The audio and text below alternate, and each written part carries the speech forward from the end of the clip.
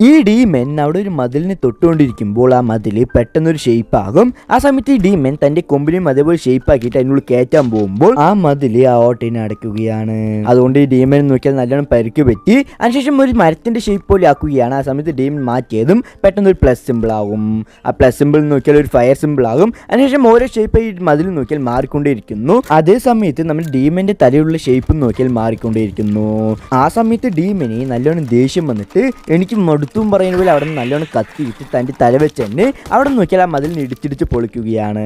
അതിനുശേഷം ഡീമൻ ഓരോന്ന് ആലോചിച്ചിട്ട് ശരി നമുക്ക് അങ്ങോട്ട് പോയിട്ട് ഒന്ന് എടുത്തിട്ട് വരാൻ പറഞ്ഞ ഡീമൻ നോക്കിയാൽ അവിടെ നിന്ന് അങ്ങോട്ട് പോവുകയാണ്. ആ സമയത്ത് തന്നെ നമുക്ക് മനസ്സിലാവുന്നത് ഒരു മനുഷ്യനെ വെറുതെ ദേഷ്യപ്പെടുത്താൻ പാടില്ല എന്ന്. ആ സമയത്താണ് നമ്മുടെ ഡീമൻ നോക്കിയാൽ തിരിച്ചു വരുന്നത് കൺസ്ട്രക്ഷൻ പണിയുടെ ഹെൽമെറ്റ് ഒക്കെ ഇട്ടിട്ട് കയ്യിൽ നോക്കിയാൽ ഒരു കരണ്ടിയും കുറച്ച് സിമെന്റ് ഒക്കെ എടുത്തിട്ട് നോക്കിയാൽ ആ ഓട്ടനെ അടയ്ക്കുകയാണ്.